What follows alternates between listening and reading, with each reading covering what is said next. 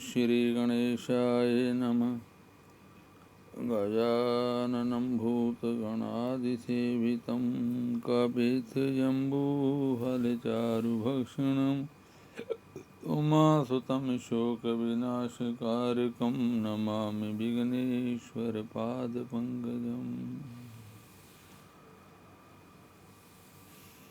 नारायणं नमस्कृत्य नरं चैव नरोत्तमं देवीं सरस्वतीं व्यासं ततो जयमुदीरयेत्। कृष्णाय वासुदेवाय देवकीनन्दनाय च नन्दगोपकुमाराय गोविन्दाय नमो नमः। सर्वमङ्गलमाङ्गल्ये शिवे सर्वार्थसाधिके शरण्ये त्र्यम्बके गौरी नारायणी नमस्तुते। कृष्णाय वासुदेवाय हरे परमात्मने प्रणतक्लेशनाशाय गोविन्दाय नमो नमः। गोविन्दाय नमो नमः। पिछली कथा में आपने भगवान के रहने के 5 स्थानों के बारे में श्रवण किया और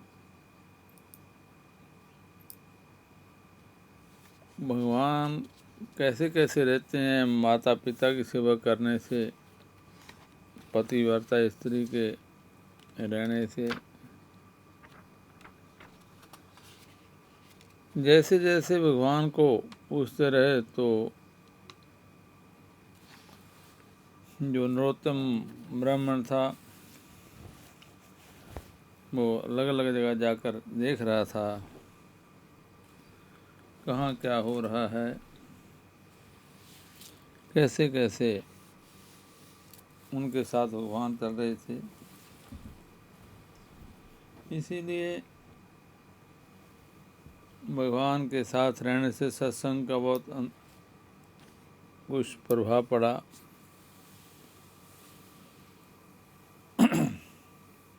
तो नरोत्तम ब्राह्मण भगवान से प्रश्न करते हैं विस्मय होकर कि महाराज, पतिव्रता स्त्रियों में इतनी पावर, इतनी शक्ति और माता पिता की सेवा करने वाले मनुष्य में इतनी शक्ति आ जाती है, तो हमको पतिव्रता स्त्रियों का तो व्याख्यान, वार्ता आदि सुनाएं। तो भगवान ने बताया कि इनके संबंध में उमानाथ का संवाद बहुत लोग सुनाते हैं। तो नरोत्तम ने भगवान से पूछा, हे नाथ, पतिव्रता स्त्री मेरे बीते हुए वृत्तांत को कैसे जानती है, उसका प्रभाव कैसे है, जैसा बताने की कृपा करें। तो भगवान बोले, बतस, मैं यह बात तुम्हें पहले बता चुका हूँ, किंतु फिर यदि सुनने का कौतूहल हो रहा हो तो सुनो। तुम्हारे मन में जो कुछ प्रश्न है सबका उत्तर दे रहा हूँ। जो स्त्री पतिव्रता होती है, पति को प्राणों के समान समझती है और सदा पति के हित में साधन में संलग्न रहती है, वह देवताओं और ब्रह्मादि मुनियों की भी पूज्य होती है। जो नारी एक ही पुरुष की सेवा स्वीकार करती है, दूसरे की तरफ दृष्टि भी नहीं डालती, वह संसार में पूजनीय होती है।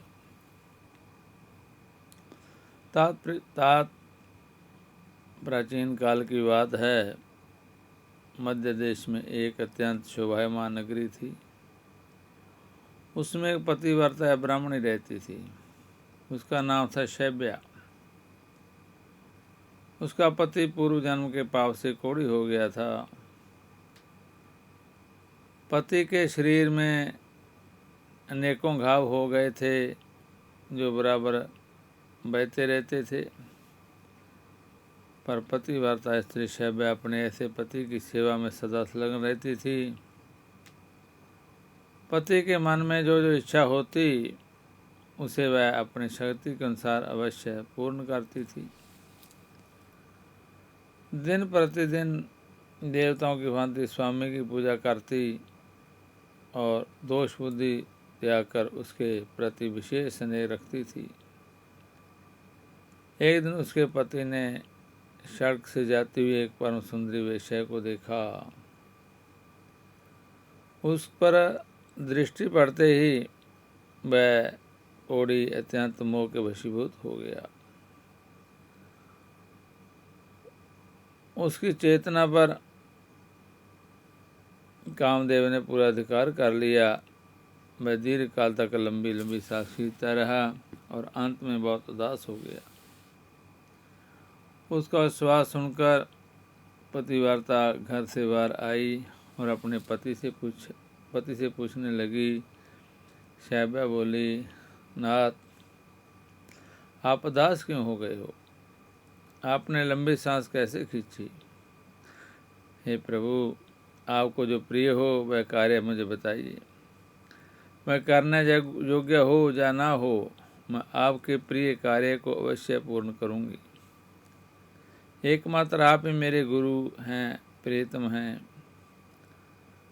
पत्नी के इस प्रकार पूछने पर उसके पति ने कहा, प्रिय, उस कार्य को ना तुम ही पूर्ण कर सकती हो और ना मैं ही, अतः व्यर्थ बात करनी उचित नहीं है। तो पतिव्रता बोली, नाथ, मुझे विश्वास है मैं आपके मनोरथ जानकर उस कार्य को सिद्ध कर सकूंगी।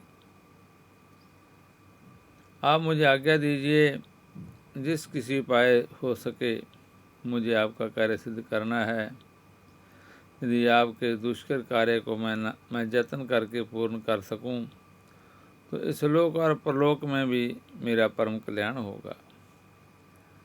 कोढ़ी ने कहा, साध्वी, अभी अभी इस मार्ग से एक परम सुंदरी वेश्या जा रही थी।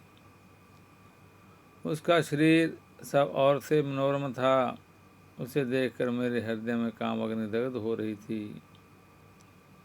यदि तुम्हारी कृपा से मैं उस नवयौवना को प्राप्त कर सकूं तो मेरा परम जन्म सफल हो जाएगा। देवी, तुम उसे मिलाकर मेरा हित साधन करो। पति की कही हुई बात सुनकर पतिव्रता बोली, प्रभु, इस समय धैर्य रखिए, मैं यथाशक्ति आपका कार्य सिद्ध करूंगी।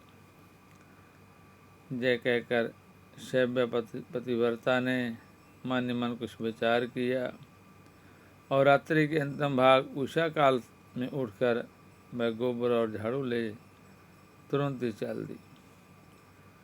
जाते समय उसके मन में बड़ी प्रसन्नता थी। वेश्या के घर पहुंचकर उसने उसके आंगन और गली में झाड़ू लगाई और गोबर से लीप पोत कर लोगों की दृष्टि पड़ने के भय से वह शीघ्रतापूर्वक अपने घर लौट आई। इस प्रकार लगातार 3 दिनों तक पतिव्रता ने वेश्या घर में झाड़ू देने और लीपने का काम किया। उधर वह वेश्या अपने दादासियों से पूछने लगी, आज आंगन की इतनी बढ़िया सफाई किसने की है?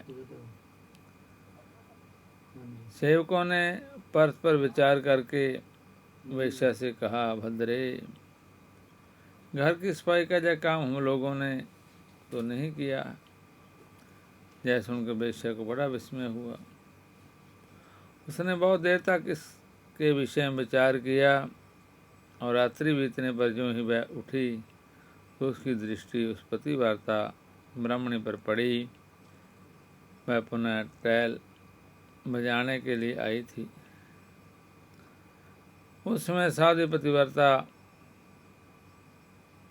ब्राह्मणी को देखकर वैश्या ने कहा, हाय हाय, आप ये क्या करती हैं? क्षमा कीजिए, रहने दीजिए। यह कहती हुई वैश्या ने उसके पैर पकड़ लिए और पुनः कहा, हे पतिव्रते, आप मेरी आयु, शरीर, संपत्ति, जस तथा कीर्ति, इन सब का विनाश करने के लिए ऐसी चेष्टा कर रहे हैं। हे साध्वी, आप जो जो वस्तु मांगें उसे मैं निश्चय दूंगी। यह मेरी बात दृढ़ निश्चय के साथ सुन लें और मैं दृढ़ निश्चय के साथ कह रही हूँ। स्वर्ण, रतन, मणि, वस्त्र, भूषण और जिस किसी वस्तु की आपके मन में अभिलाषा हो उसे मांगिए। तब पतिव्रता ने उस वेश्या से कहा, मुझे धन की आवश्यकता नहीं है, तुमसे कुछ काम है, यदि करो तो उसे बताऊं। उस कार्य की सिद्धि होने पर ही मेरे हृदय में संतोष होगा और तभी मैं यह समझूंगी कि तुमने इस समय मेरा सारा मनोरथ पूर्ण कर दिया। वेश्या बोली, पतिव्रते, आप जल्दी बताइए, मैं सच सच कहती हूँ, आपका अभीष्ट कार्य अवश्य करूँगी। माता जी, आप तुरंत ही अपनी आवश्यकता बताएं और मेरी रक्षा करें। पतिव्रता ने ले जाते वह कार्य जो उसके पति को श्रेष्ठ एवं प्रिय जान पड़ता था कह सुनाया। उसे सुनकर वेश्या एक क्षण तक अपने कर्तव्य और उसके पति की पीड़ा पर कुछ विचार करती रही। दुर्गंधयुक्त कोढ़ी मनुष्य के साथ संसार करने की बात सोचकर उसके मन में बड़ा दुख हुआ। वह पतिव्रता से इस प्रकार बोली, देवी, यदि आपके पति मेरे घर पर आएं तो मैं एक दिन उसकी इच्छा पूर्ण करूंगी।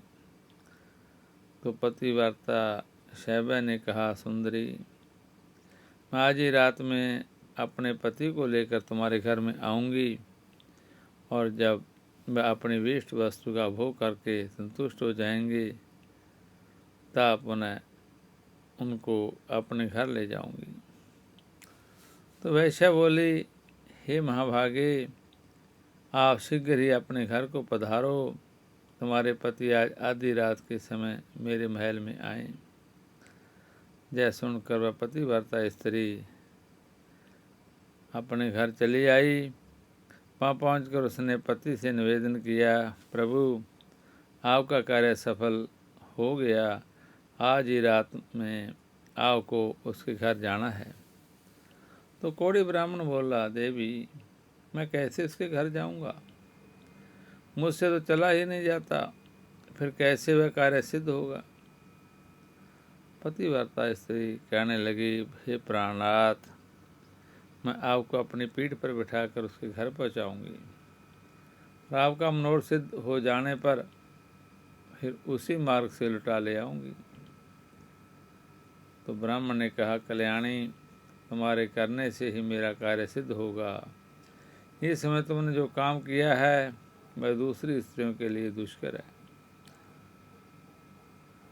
तो श्री भगवान कहते हैं, हे ब्राह्मण, उस नगर में किसी धनी के घर से चोरों ने बहुत सा धन चुरा लिया।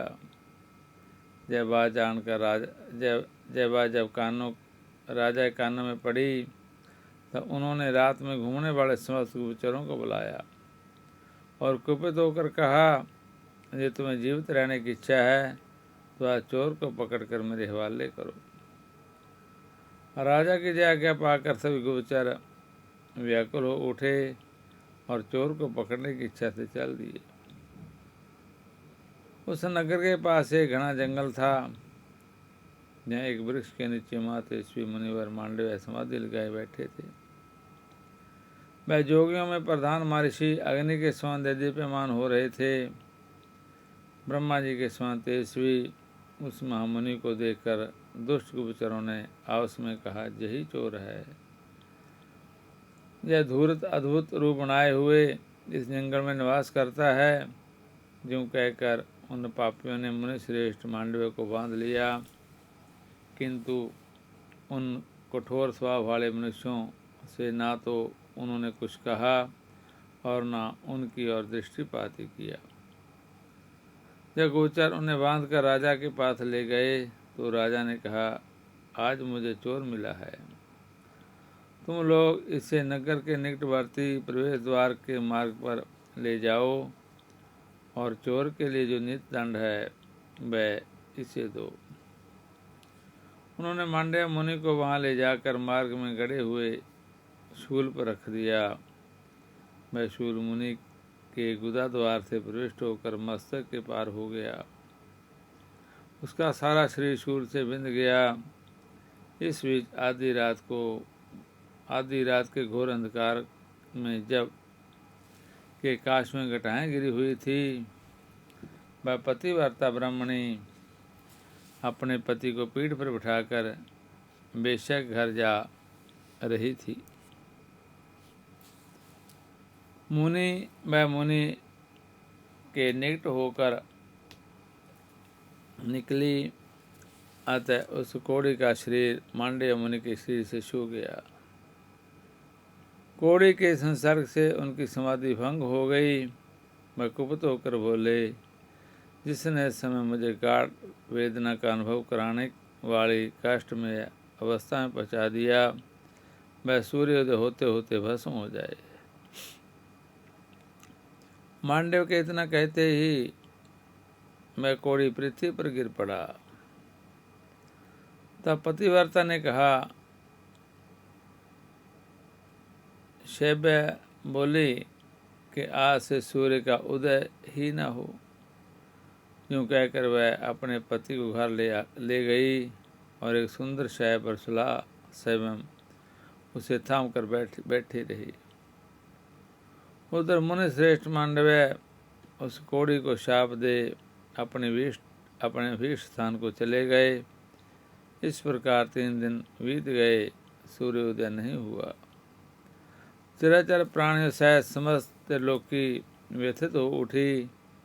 यह देख समस्त देवता इंद्र को आगे करके ब्रह्मा जी के पास गए और सूर्योदय न होने का समाचार निवेदन करते हुए बोले, भगवान, सूर्य के उदय न होने का क्या कारण है? यह हमारी समझ में नहीं आता। इस समय आप जो उचित हों करें। उनकी बात सुनकर ब्रह्मा जी ने पतिव्रता ब्राह्मणी और मांडव्य मुनि का सारा वृत्तांत कह सुनाया। तदनंतर देवता विमानों पर आरूढ़ हो प्रजापति को आगे करके शीघ्र ही पृथ्वी पर उस कोड़ी ब्राह्मण के घर के पास गए। उनके विमानों की कांति तथा मुनियों के तेज से पतिव्रता घर के भीतर सैकड़ों सूर्यों का प्रकाश आ गया।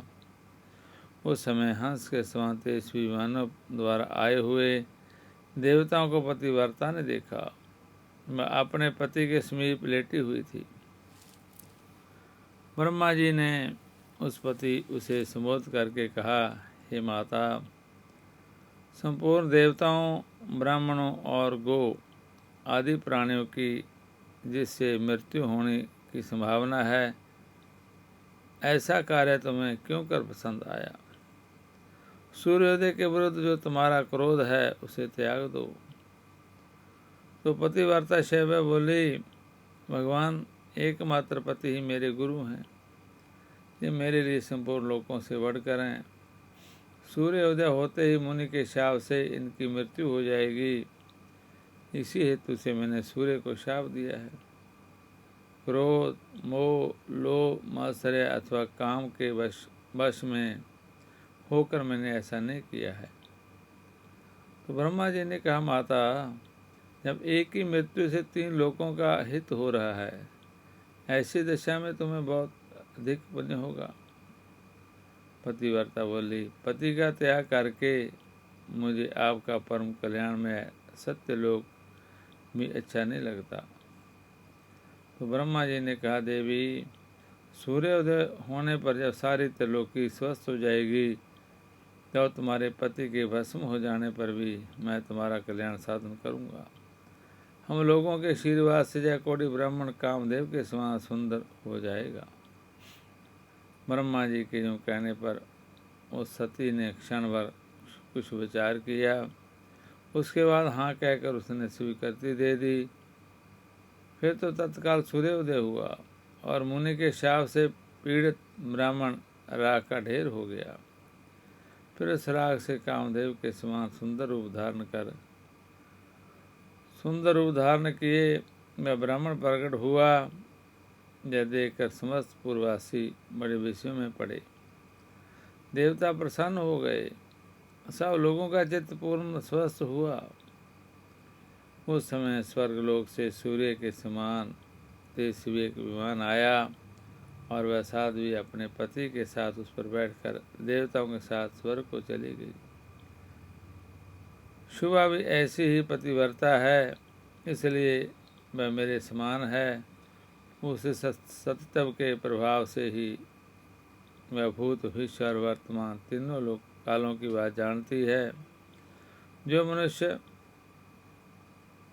इस परम उत्तम पुण्यमय उपाख्यान को लोकों में सुनाएगा, उसके जन्म जन्म के किए हुए पाप नष्ट हो जाएंगे। तो ब्राह्मण ने पूछा, हे भगवान, मांडव्य मुनि के शरीर में शूलघात कैसे लगा था? पतिव्रता स्त्री के पति को कोढ़ रोग क्यों हुआ? भगवान विष्णु बोले, मांडव्य मुनि जब बालक थे तब उन्होंने अज्ञान और मोहवश एक झिंगुर के गुदा देश में तिनका डालकर छोड़ दिया था। जब उन्हें इस समय धर्म का ज्ञान नहीं था, तथापि उस दोष के कारण उन्हें एक दिन और रात वैसा कष्ट भोगना पड़ा। किंतु मांडव्य मुनि ने समाधिस्थ होने के कारण शूलघाजनित वेदना का पूरी तरह अनुभव नहीं किया।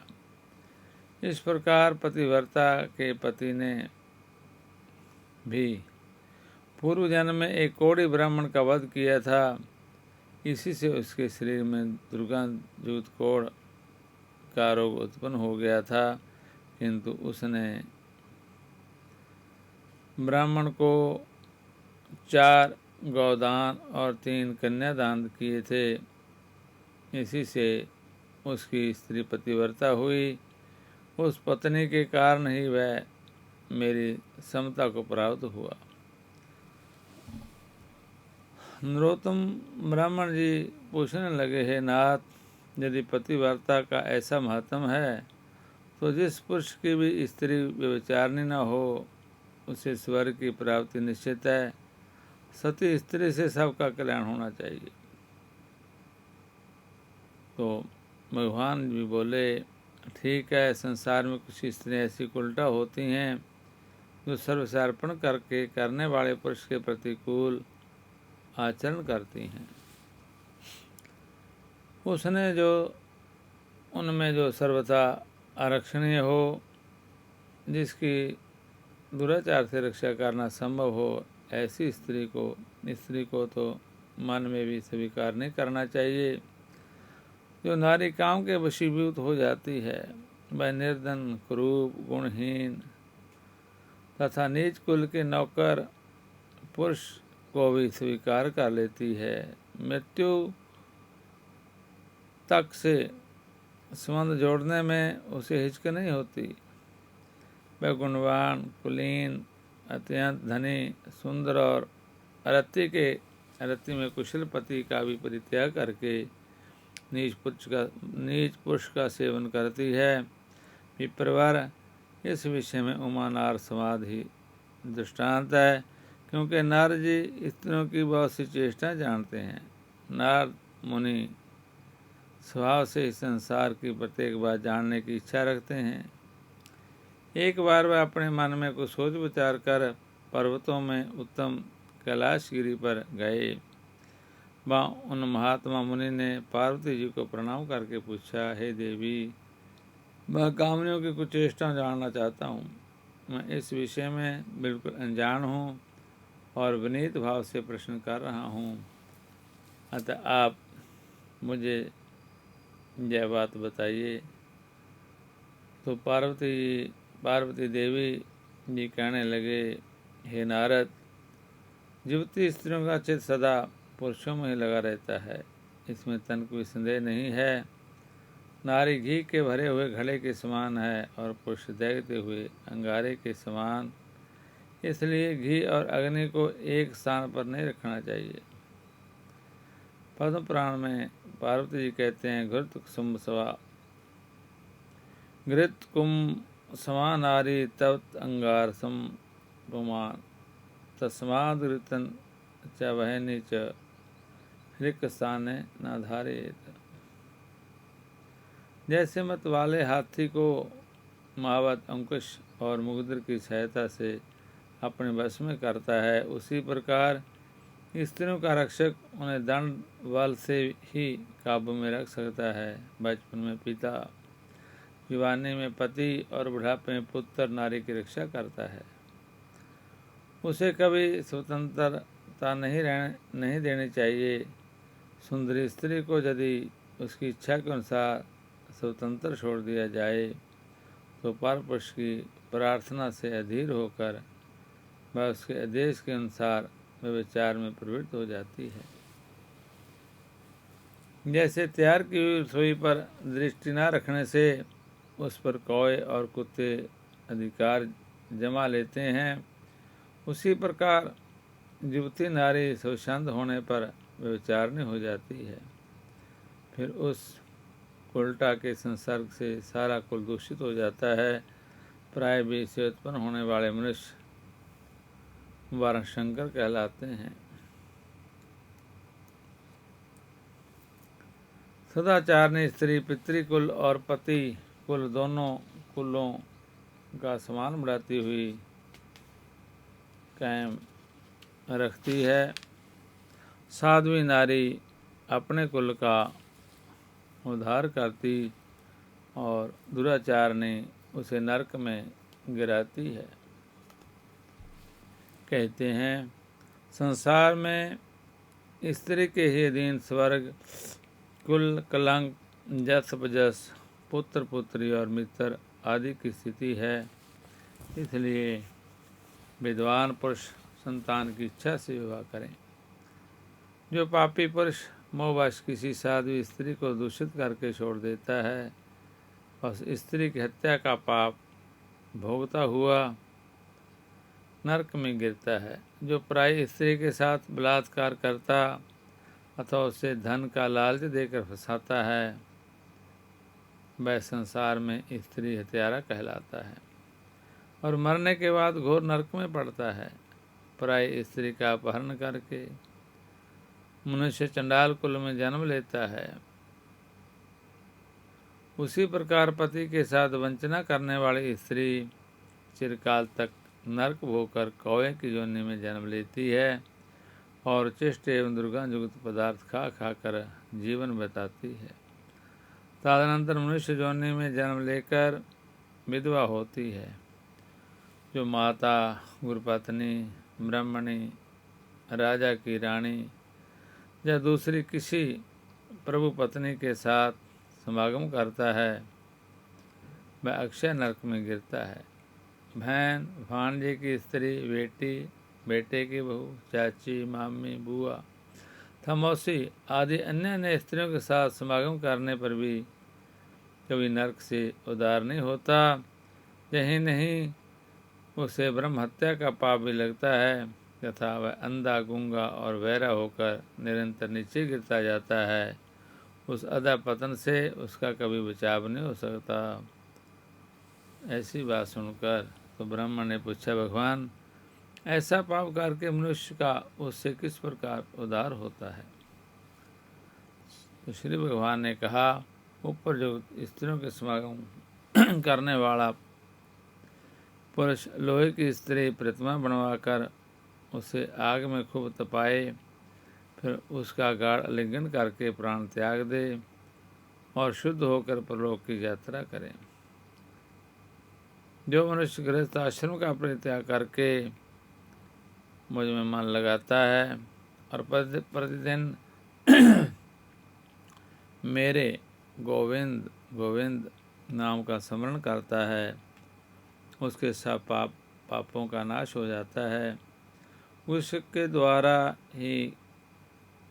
द्वारा की हुई हजारों ब्रह्म हत्याएँ, 100 बार किया हुआ गुरुपत्नी समागम, लाख बार किया हुआ पेस्ट्री मदिरा का सेवन, स्वर्ण की चोरी, पापियों के साथ चिरकाल तक संसर्ग रखना, ये तथा और भी जितने बड़े बड़े पाप एवं पातक हैं, वह सब मेरे नाम लेने से तत्काल नष्ट हो जाते हैं।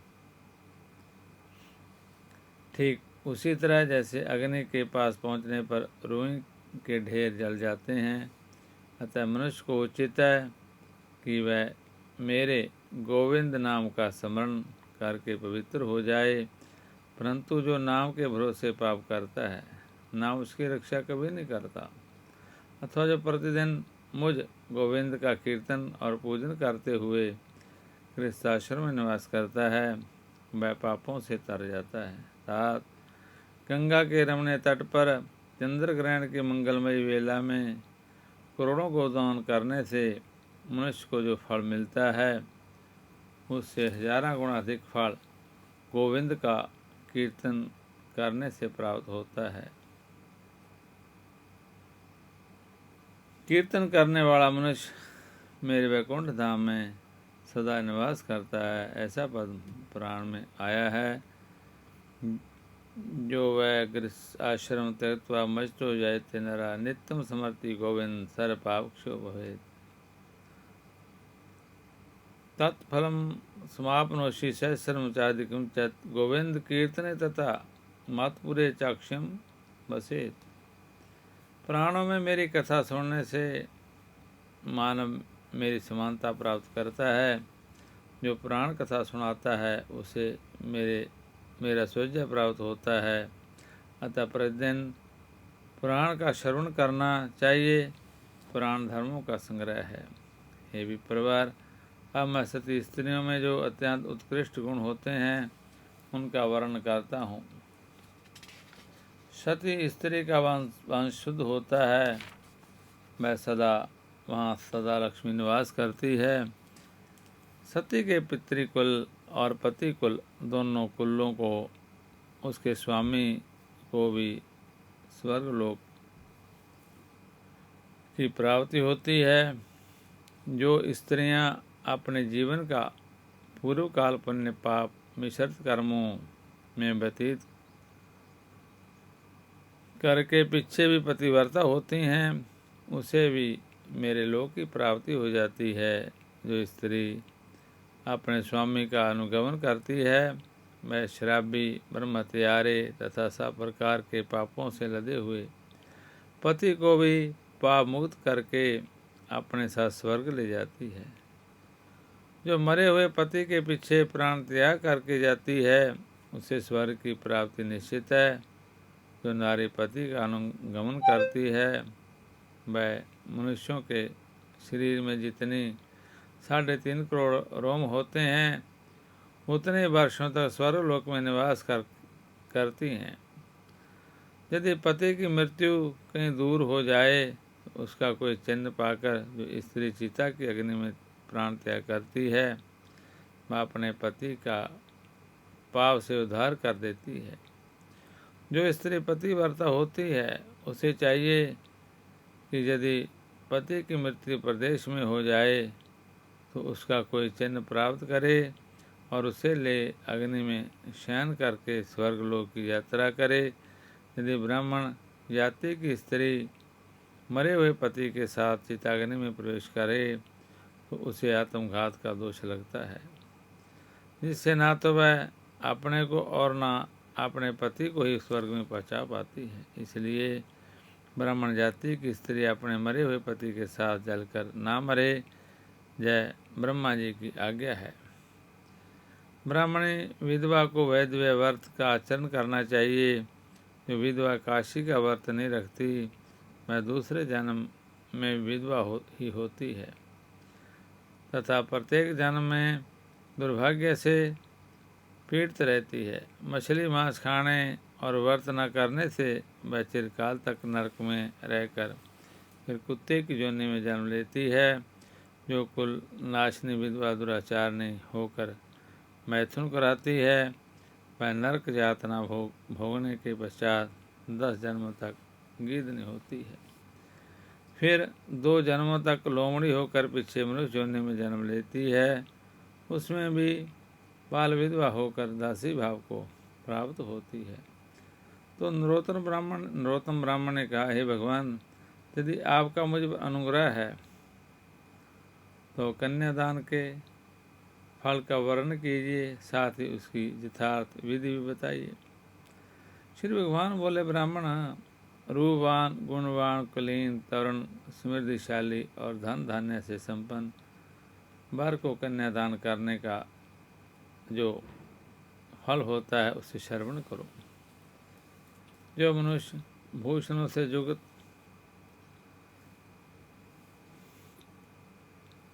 कन्या का दान करता है उसके द्वारा पर्वत, वन और कानों सहित संपूर्ण पृथ्वी का दान हो जाता है। जो पिता कन्या का शुल्क लेकर खाता है वह नरक में पड़ता है। जो मूर्ख अपनी पुत्री को भेज देता है उसका कभी नरक से उद्धार नहीं होता। जो मूर्ख अपनी पुत्री को भेज देता है उसका नरक से उद्धार कभी नहीं होता। जो लोभवश अयोग्य पुरुष को कन्यादान देता है वह रौरव नरक में पड़कर अंतकाल में चंडाल होता है। पद्म पुराण में इस सारी व्याख्या आई है। इससे विद्वान पुरुष दामाद से शुल्क लेने का कभी विचार भी न मन में लाए। अपनी ओर से दामाद को जो कुछ दिया जाता है वह अक्षय हो जाता है। पृथ्वी, गौ, सोना, धन धान्य और वस्त्र आदि जो कुछ दामाद को दहेज के रूप में दिया जाता है वह अक्षय फल को देने वाला होता है। जैसे कटी हुई डोर घड़े के साथ स्वयं भी कुएं में डूब जाती है, उसी प्रकार ये दाता संकल्प किए हुए दान को भूल जाता है और दान लेने वाला पुरुष फिर उसे याद दिलाकर मांगता नहीं तो वह दोनों नरक में पड़ते हैं। सात्विक पुरुषों को उचित है कि वह जमाता को दहेज में देने के लिए निश्चित की हुई सी वस्तुएं अवश्य दे डाले। न देने पर पहले तो वह नरक में पड़ता है, फिर प्रतिग्रह देने वाले के दास के रूप में जन्म ग्रहण करता है। जो बहुत खाता हो, अधिक दूर रहता हो, अत्यधिक धनवान हो, जिसमें अधिक दुष्टता हो, जिसका कुल उत्तम ना हो तथा जो मूर्ख हो, इन 6 मनुष्यों को कन्यादान नहीं देने चाहिए। इसी प्रकार अति वृद्ध, अत्यंत दीन, रोगी, अति निकट रहने वाले, अत्यंत क्रोधी और असंतुष्ट, इन 6 व्यक्तियों को भी कन्यादान नहीं करना चाहिए। इन्हें कन्या देकर मनुष्य नरक में पड़ता है। धन के लोभ से या समान मिलने की आशा से जो कन्या देता है या एक कन्या दिखाकर दूसरे विवाह कर देता है वह भी नरगामी होता है। जो प्रतिदिन इस पर उत्तम पुण्य में व्याख्यान का श्रवण करता है उसके जन्म जन्म के पाप नष्ट हो जाते हैं। इसी तरह भगवान नरोत्तम ब्राह्मण को सुना रहे थे और इस माता पिता की सेवा, गौदान का महत्व, कन्या का दान, पतिव्रत या स्त्री की महिमा, ये सब भगवान के रहने के स्थान हैं। जैसे गौ को घास डालने से उनके पाप खत्म हो जाते हैं, ऐसे भगवान ने बताया कि सभी को और कुछ ना हो सके कलयुग में मेरे गोविंद नाम का कीर्तन करें और गौशाला में जाकर हरा चारा डालें, वहाँ जाकर सेवा करें, उनके साथ रहकर उनको साफ सफाई करते हुए और गोविंद नाम का कीर्तन करते हुए, भगवान का नाम उच्चारण करते हुए गौओं की सेवा करे और अपने जन्म को सफल करे।